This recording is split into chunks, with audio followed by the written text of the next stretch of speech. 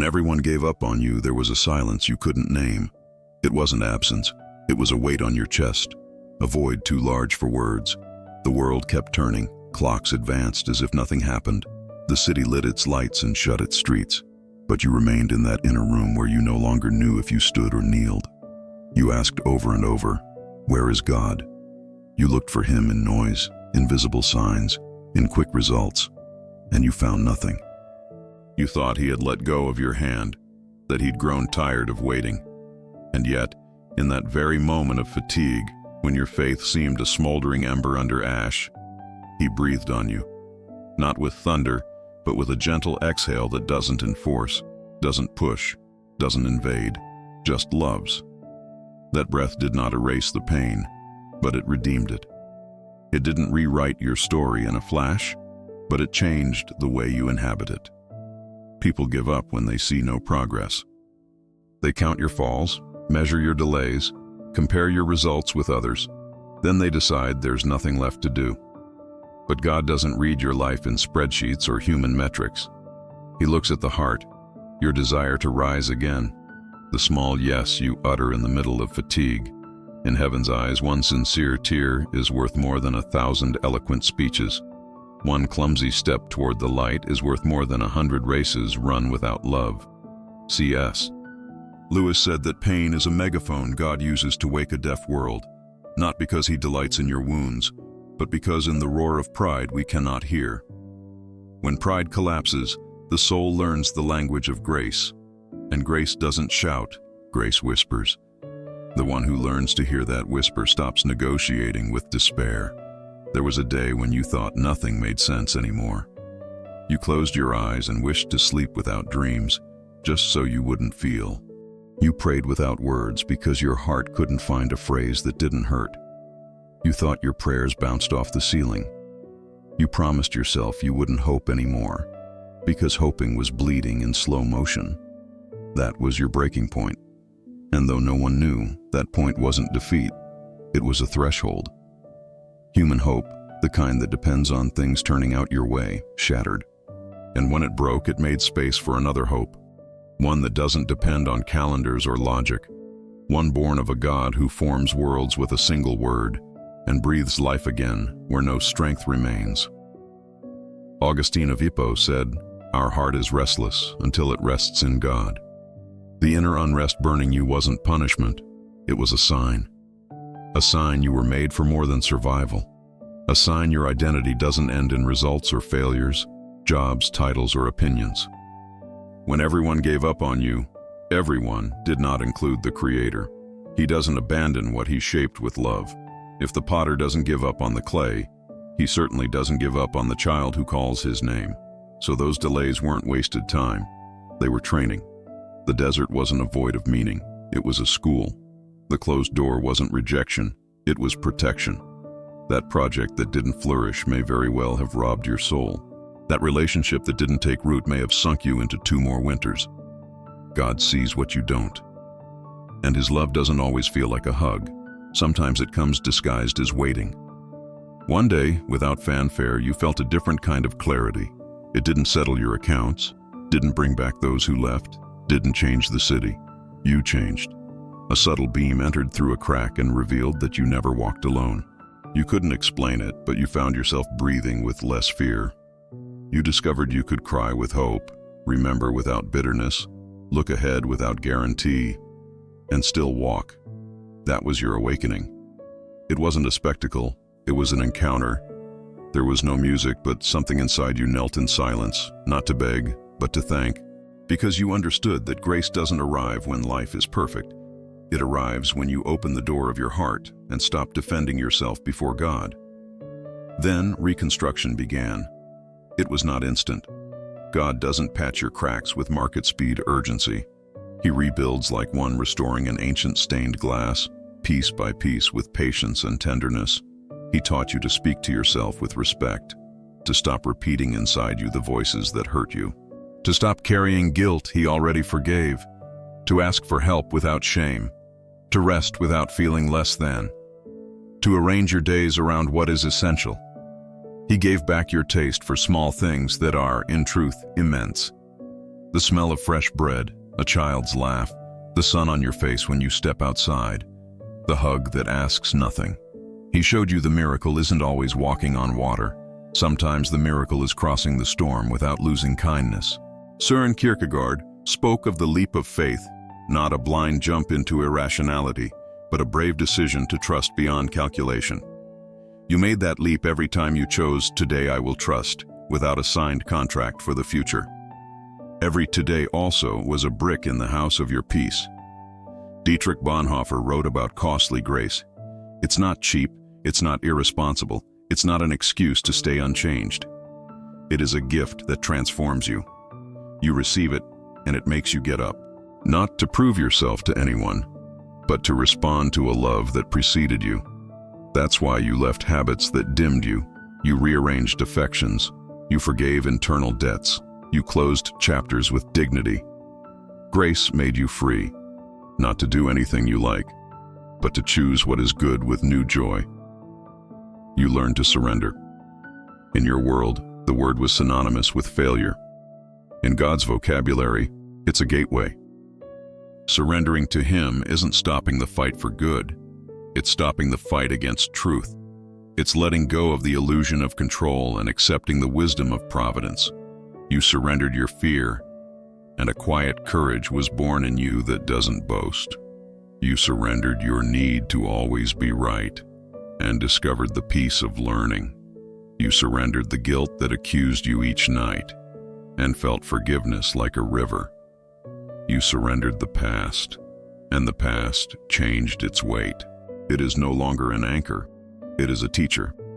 Behind every healthy renunciation you found an invisible gain. That was the sacred exchange. What you placed in the Father's hands returned transformed. Over time, your eyes were cleared. You stopped looking at the world with a magnifying glass of suspicion. You lifted your gaze. You began to recognize God's signature in the ordinary. Before, you asked for exceptional signs. Now you see grace in the simple. Every day is a delicate choreography of opportunities to love, learn, serve, and grow. Your identity ceased depending on applause. You don't need others to understand you to walk in truth. Your prayer ceased being a checklist of requests and began being a conversation. Sometimes you remain quiet because the presence alone is enough. Sometimes you ask, and you're not anxious to wait. Sometimes you give thanks because understanding is not a prerequisite for gratitude. With time, you looked back and found the thread. Nothing was in vain. Tears watered seeds now sprouting. Silences emptied spaces once filled with noise, and peace moved into that emptiness. Losses taught you to love without possession. Delays shaped in you a patience that guards. Falls taught you compassion that embraces without judgment. The letter to the Romans says everything works together for the good of those who love God. It does not mean everything that happens is good, but that God, who is good, can bring about a greater good from even the hard things. What you called ruin turned out to be a foundation. What you called failure was training. What you called abandonment was preservation. Blaise Pascal spoke of the God-shaped vacuum. We try to fill it with distractions, achievements, approval, but only God fills that space. When you accepted that hole wasn't a mistake but an appointment, you stopped chasing substitutes. There you met your truth, and the truth. You understood faith isn't anesthesia, it's meaning. It doesn't remove your humanity, it intensifies it. It makes you both more realistic and more hopeful. Humbler before what you cannot control, more responsible with what you can. You heard your name again from inside. Not as your fears named you, nor as your wounds labeled you, but as God calls you. You discovered dormant gifts. You reclaimed dreams you thought buried. You reviewed projects and let go of those chaining you to an image. You chose others that invited you to serve. Purpose stopped being a big abstract word. It became a simple way to live each day intentionally. Purpose is preparing a table and sitting with presence. It's listening without checking the time. It's working with excellence even when no one applauds. It's doing what's right when no one watches. It's asking forgiveness and repairing. It's offering your talents like broken bread so others may find strength. You learn to inhabit God's rhythm of time. Divine timing doesn't align with impatience. Anxiety drives, hope leads. Anxiety demands a result today. Hope walks with the certainty that the Father is not late. That's why you sleep better. Not because everything is solved, but because you are not alone in the night. The Psalm says that even if you walk through the valley of the shadow, you will not fear, because He, your companion, is with you. He doesn't promise absence of valleys. He promises presence that never quits. That presence changed your breathing. When fear knocks, you remember yesterday's faithfulness. When doubt arises, you return to the whisper of grace. Your soul no longer lives by forecasts. It walks by presence. As you grew in stillness, your love matured. You no longer love from lack that demands, but from fullness that gives. You forgave those who could not stay when you needed them most. Not because you minimized the hurt, but because you chose not to perpetuate it. Forgiveness doesn't deny the wound. It frees it. It freed you. You also forgave yourself. You accepted you were learning. You stopped treating yourself like your enemy. You began speaking to yourself as God speaks to you, with truth and tenderness. You discovered that healthy self-love isn't vanity, it's gratitude for the gift of existence. One day you understood why God didn't give up on you, because He saw in you what you couldn't yet see, because He knew your story, even with its shadows, would become light for others, because He knew your voice, broken and honest, would heal weary ears, because your process would enable someone else not to let go. God doesn't invest in appearances, He invests in destiny. And your destiny wasn't to collect medals, it was to learn to love and to be loved. It wasn't to build an image untouchable, it was to become a home for His peace. You surprised yourself by becoming braver. Not with the loud bravery that needs to prove, a quiet, gentle, steady bravery. You befriended silence.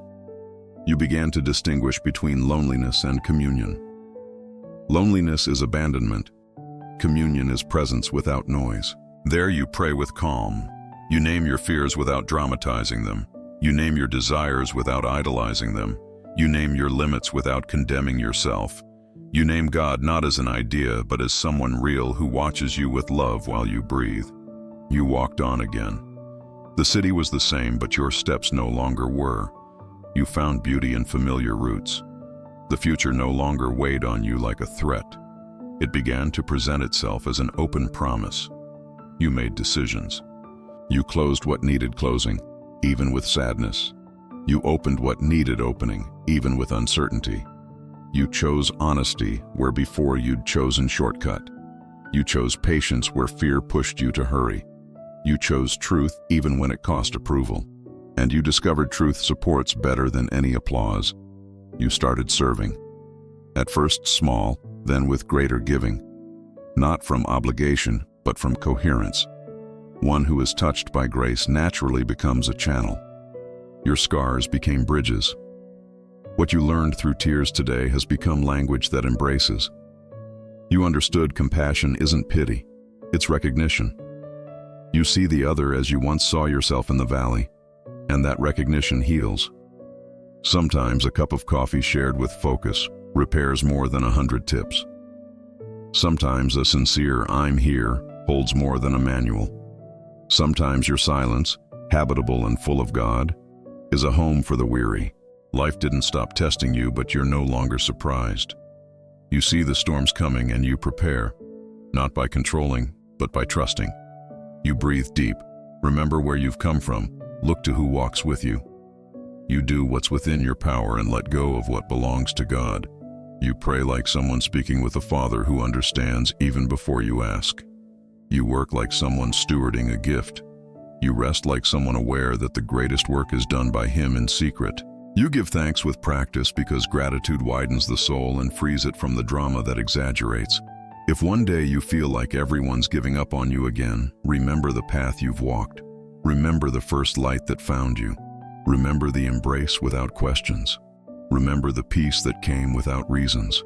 Remember you were not saved to live afraid. You were saved to live awake, attentive, humble, and brave.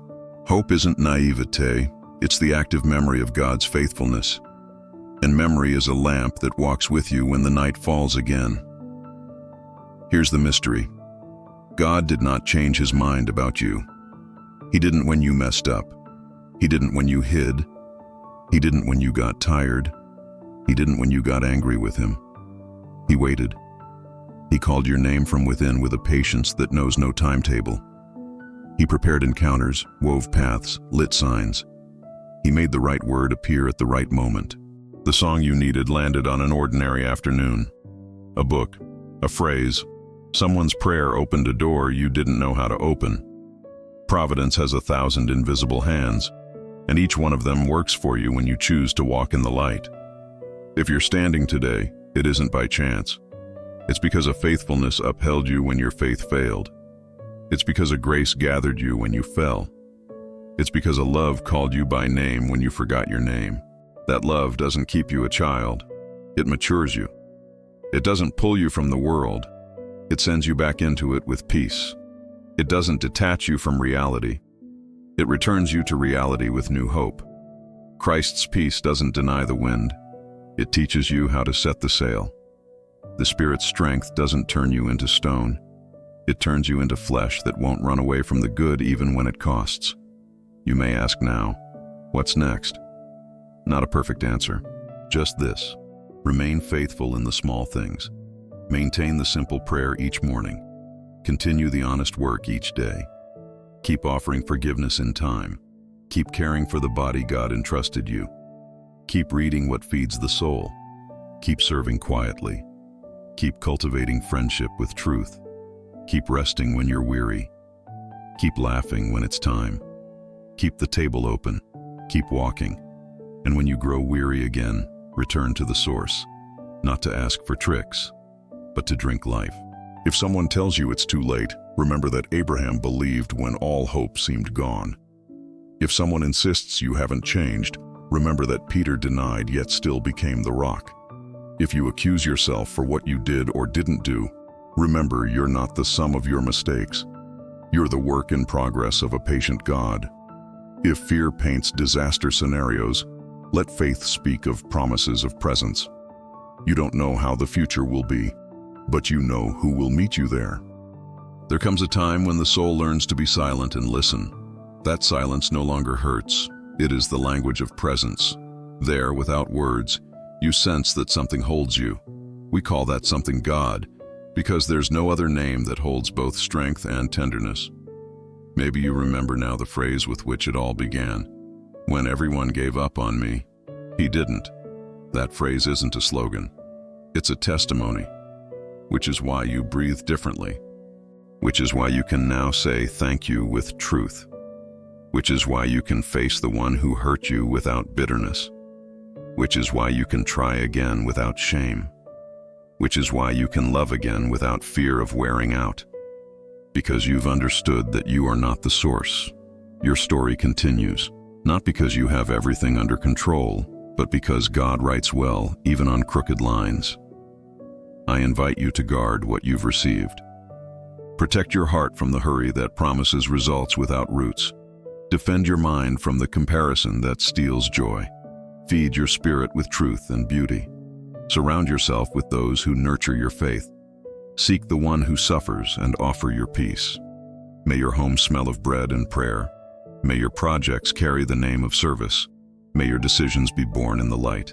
May your yes be clear and your no be respectful. May your word be trustworthy. If this voice found you, it's not coincidence. Maybe you were about to close a door inside yourself. Maybe you thought you had exhausted every possibility. Maybe you'd grown tired of asking and waiting. Lift your gaze a little. Take a deep breath. Remember, he didn't give up on you. He won't give up now. He won't give up tomorrow. When you doubt, return to that embrace. When you fall, rise again. When you lose yourself, call out. When you cry, let the tears wash instead of drown. When you laugh, give thanks without fear. When you love, love with your whole heart. And if someone asks you what changed, answer simply, not everything outside, but yes, inside me. Faith didn't make me steal. It made me truly human. Pain didn't vanish. It stopped ruling me. The future isn't predictable. It became inhabitable. God didn't remove the past. He filled it with meaning, and that's enough to keep going. Because even when everyone gave up on me, He didn't.